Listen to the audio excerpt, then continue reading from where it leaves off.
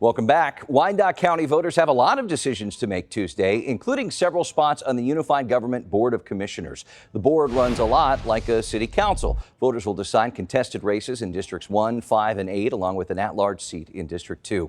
They'll also choose if Sheriff Daniel Sopcich gets to keep his job. He's once again up against former Wyandotte County Sheriff's Deputy Celicia Towers.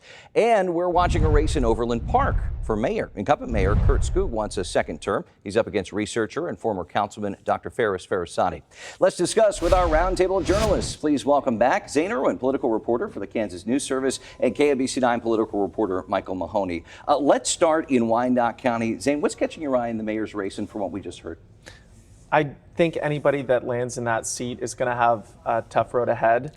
There's been a lot of turnover in the mayor's office in Wyandotte County over the last decade. I think that's both a symptom and a cause of some of the longstanding issues in the UG, whether that's problems with economic development or property taxes.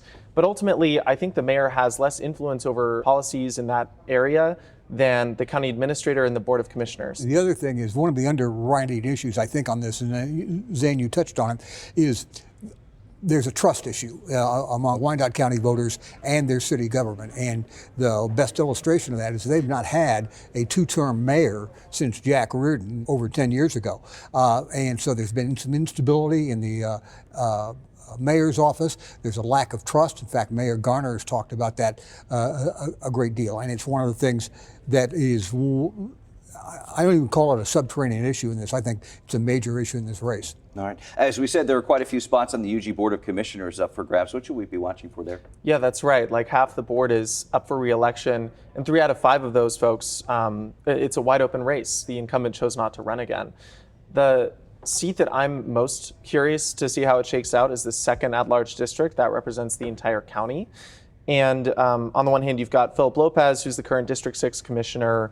He's gotten in some hot water for some offensive comments he made during commission meetings. But on the policy side, he was one of the few that voted not to raise property taxes through a revenue neutral vote. He's going up against Andrew Kump, who's an attorney, and policy-wise, he said that he wants to limit what he calls unnecessary collaboration with federal immigration authorities. So that'll be an interesting race. Hot button issue we heard about from Crystal Watson today. Yeah, and the other thing, talking about other races beyond that, in Overland Park, the mayor, Kurt Skoog, is up for re-election, seeking his second term. Dr. Farasani in this is running a low-key campaign. And so a couple of the interesting issues on this is, number one is Mayor Skoog says he is not a big fan of getting the Royals down into southern Overland Park. And he said, you know, we want them to stay in the area, but maybe not necessarily in Overland Park. And then the other thing that comes up is the process of chip sealing roads over there.